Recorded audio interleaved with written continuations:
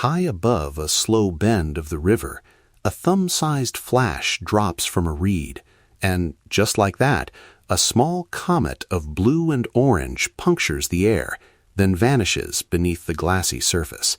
This is the common kingfisher, precise, bright, and tuned to the river's smallest heartbeat. In that moment, we see nature's quiet wisdom.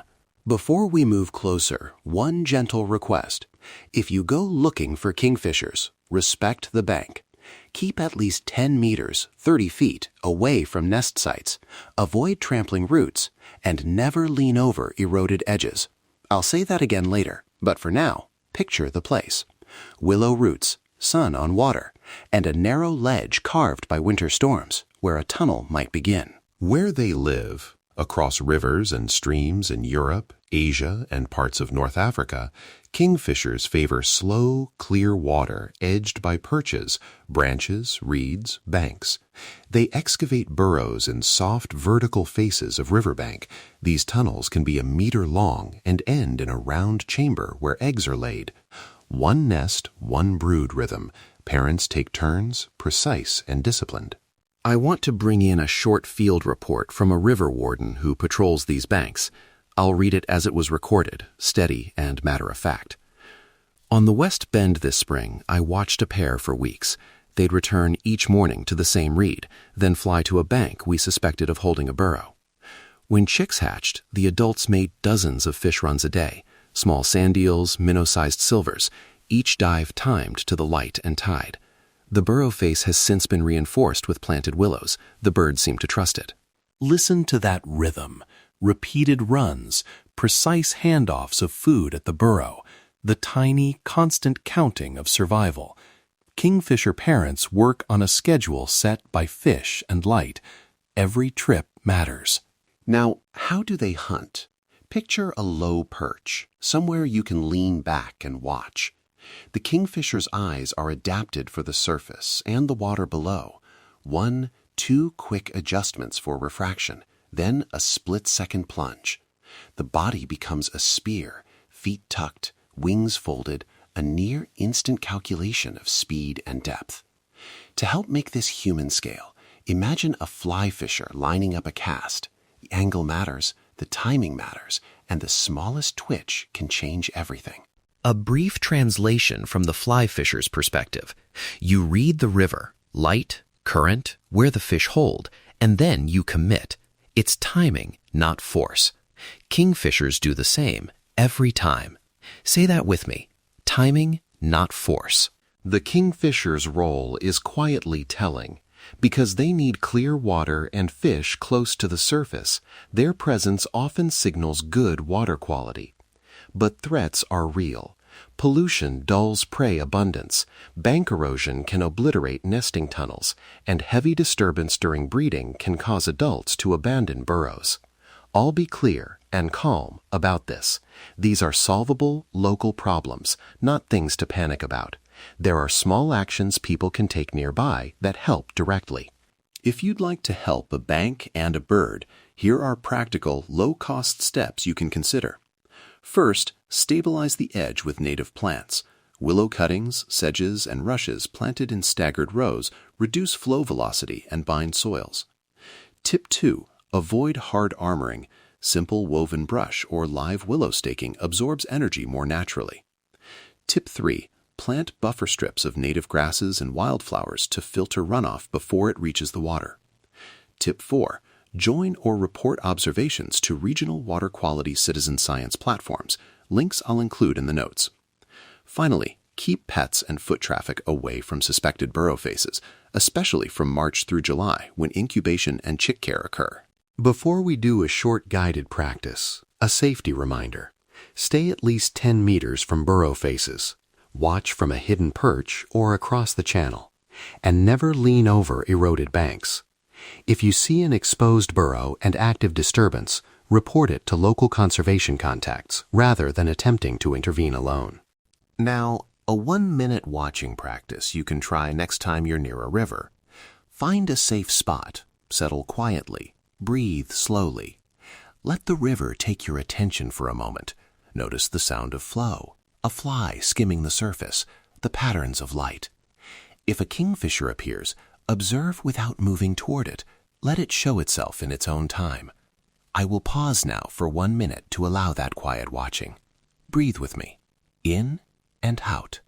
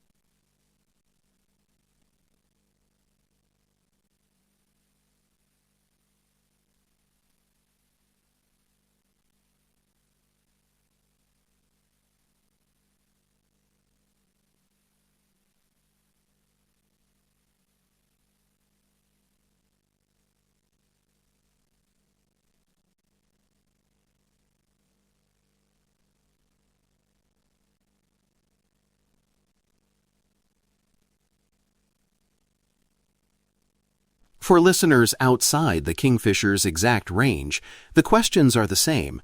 What does your local river need? Which native bank plants are appropriate for your region? Check the region-specific notes and planting lists in the show notes before acting. The PDF guide there contains step-by-step planting templates and links to local citizen science projects. Transcripts and time-stamped range notes will also be available for anyone who prefers reading or needs accessibility support. As the light shifts on a river bend, the kingfisher keeps its calculations, its tiny ledger of dives and fish and fledglings. We too can keep small ledgers of steps taken, plants placed, water recorded. These are simple acts that add up. If this short field note gave you a moment of calm or a small plan, that is enough for today. If you'd like to do one small thing this week, plant a willow stake in a safe place away from active burrows, or join a local water quality observation project listed in the episode notes. If this episode brought you peace or curiosity, please subscribe to Avian Tranquility. There are more bird stories waiting. Thank you for listening, for watching from a distance, and for helping keep rivers full of life.